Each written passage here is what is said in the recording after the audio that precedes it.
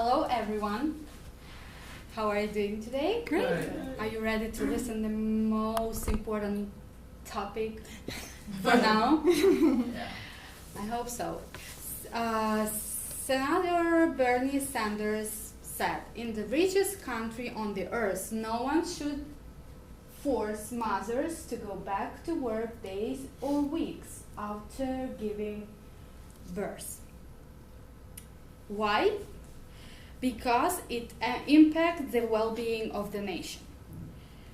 First of all, I want to say sorry because the information I will share now is not very important for you right now.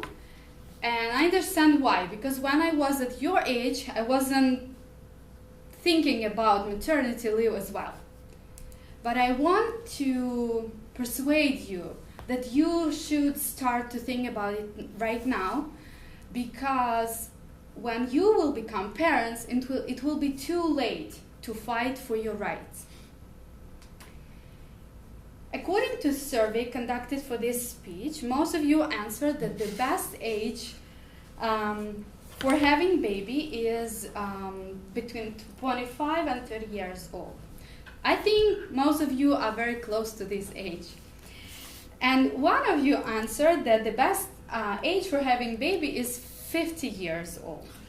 Oh my God. Probably financially, yes, but physically, the body will be too old and tired for pregnancy and giving birth. I am aware that as a future parents, you should understand the importance of the paid maternity leave for babies, parents, and the country in whole. You have the right to vote and choose the leaders who are not thinking only about money and economy of the country, but also about a healthy nation. I will show you my 3 babies. Please pass around.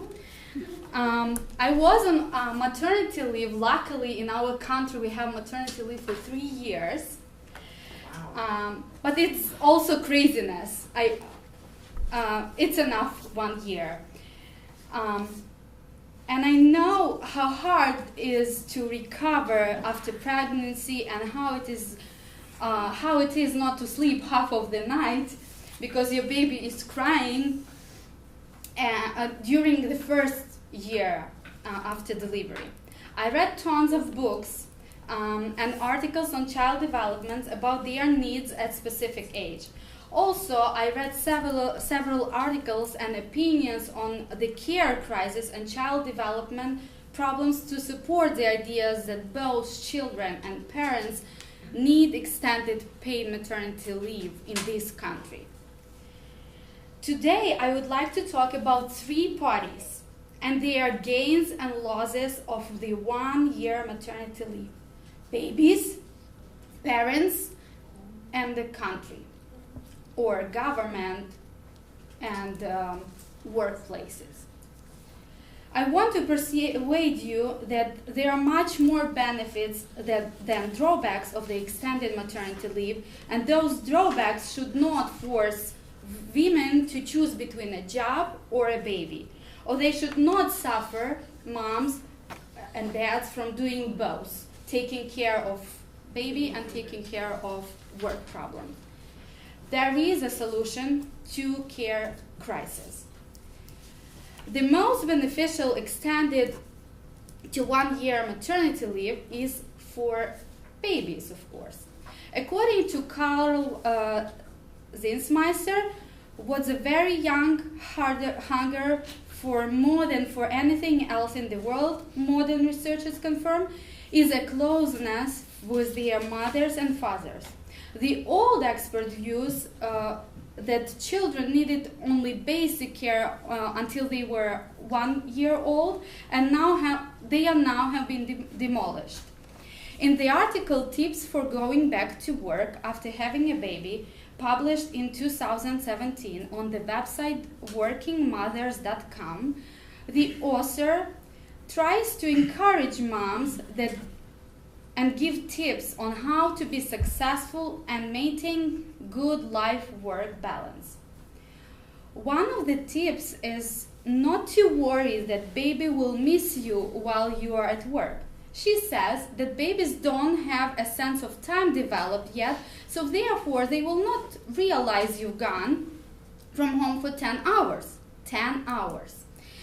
They also aren't, babies aren't forming any memories, so the really only one who will remember and be concerned of being away is mom, not a baby.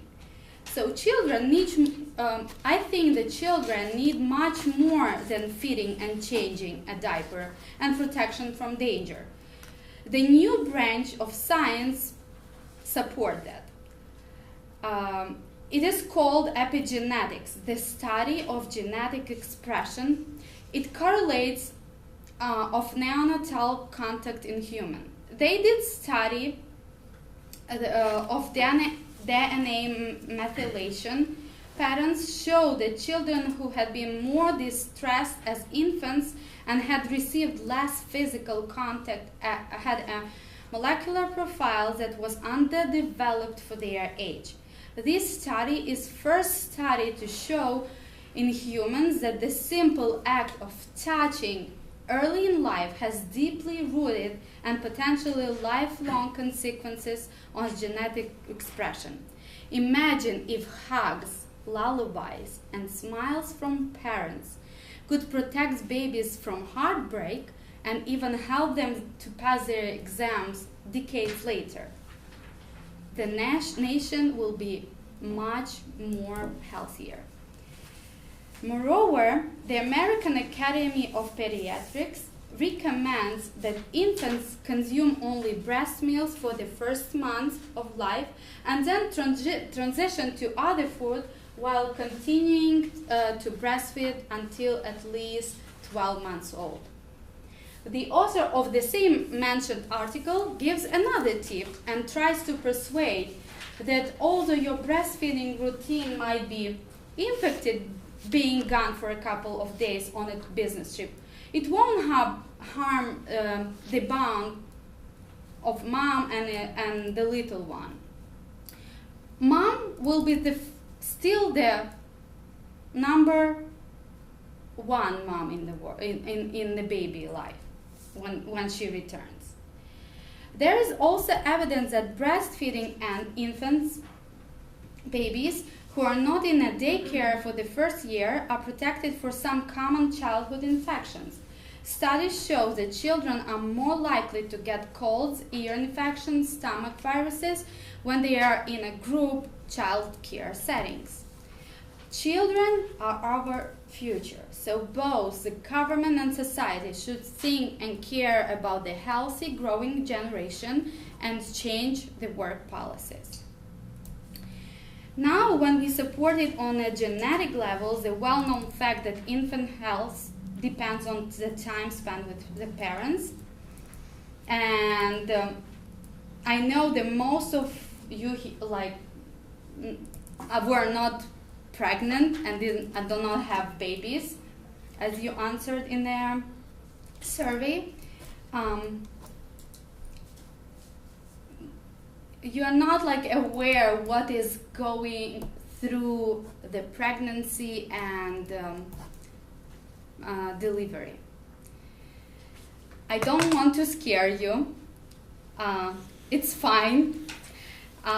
You can go through it, and you should, because you're going to give the country and your loved ones babies sooner or later.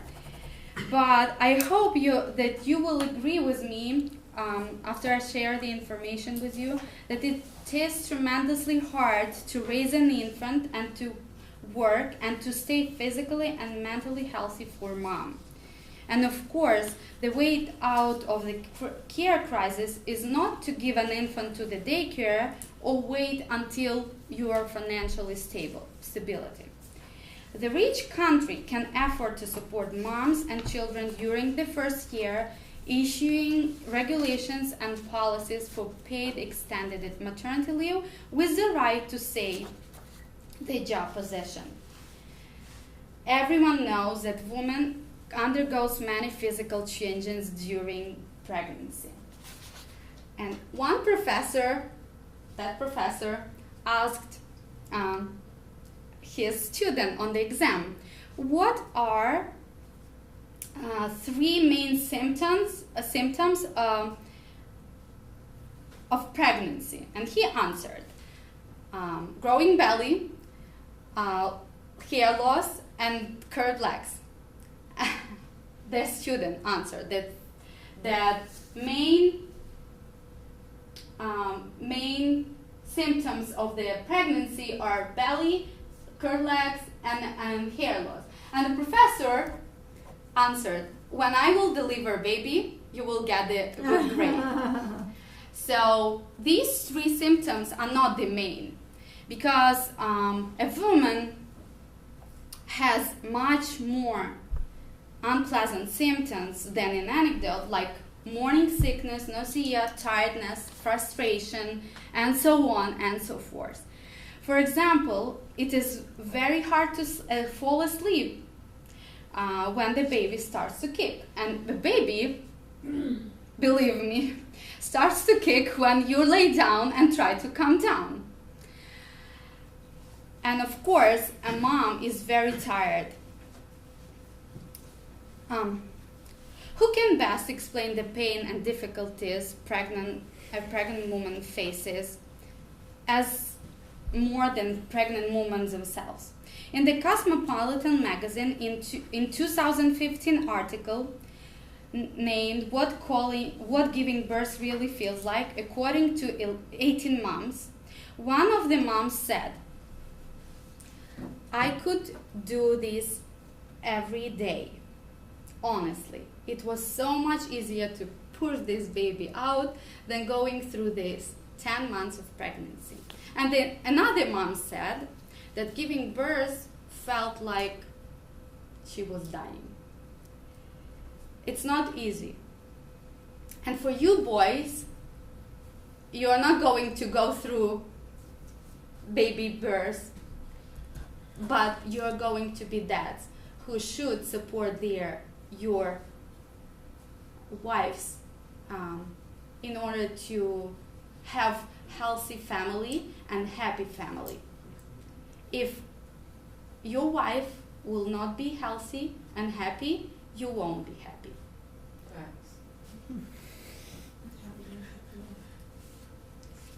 In the class survey, 80% of you answered that they had a surgery and it took up to 6 months to recover. Imagine how it is for a woman after C-section to recover, based on that 9 months or 10 months of pregnancy difficulties she had. The conducted survey by Dr. Julie Ray from the University of Salford School of Nursing, Midwifery and Social Work demonstrate that women feel that it takes much longer than 6 weeks to recover, and they should be supported beyond the current 6 to 8 weeks after birth. Now, let's sum up. 10 months of pregnancy, baby giving birth, right? And going back to full-time jobs after 3 months, as it is now, according to the law. Let alone that household chores moms should do. It is tremendously hard. I think you agree with me, right?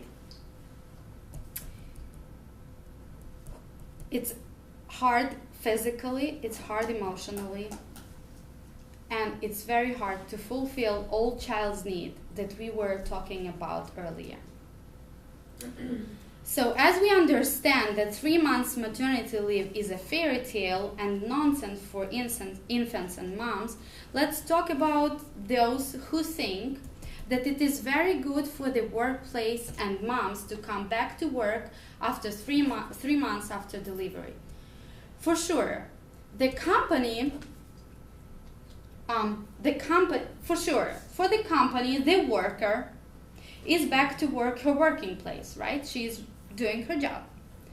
For the government, working woman pays taxes, correct? Everything looks perfect, right?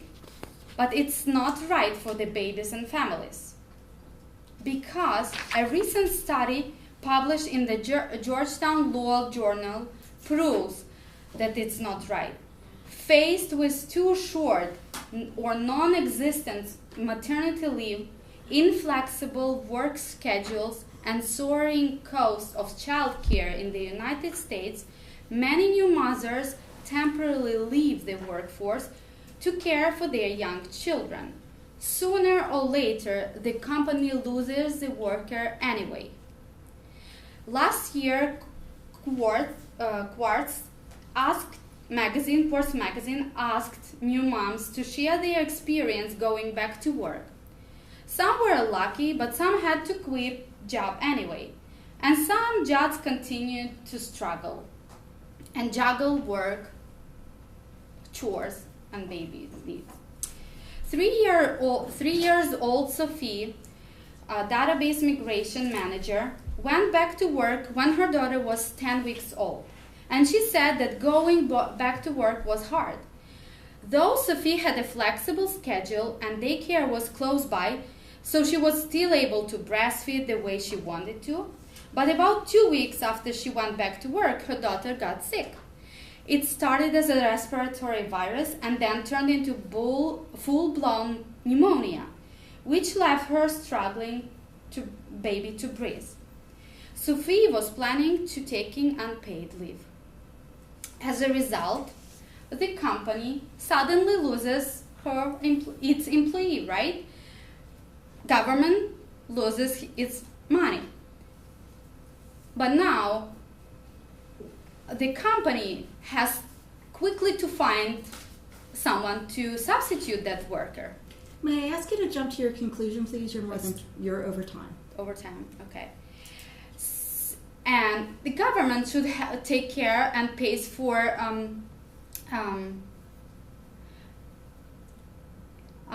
insurance because mom is not working. So government and company at the very end loses.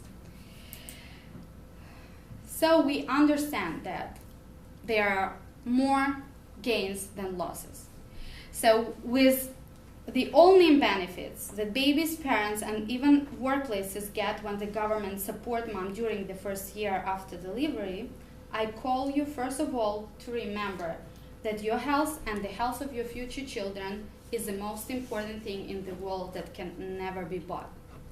Here in the United States, moms are entitled to 12 weeks of unpaid leave under the Family and Medical Leave Act. Unfortunately, this all we get as the U.S. Is one of the 3 nations in the world who does not offer paid leave, but hopefully that's changing with the proposed Family Act in the Congress at the moment. We can take action and support paid leave for our families, for our future. It's time for paid family and medical leave in the United States for everyone, period. Check out this website and take action. Thank you, everyone.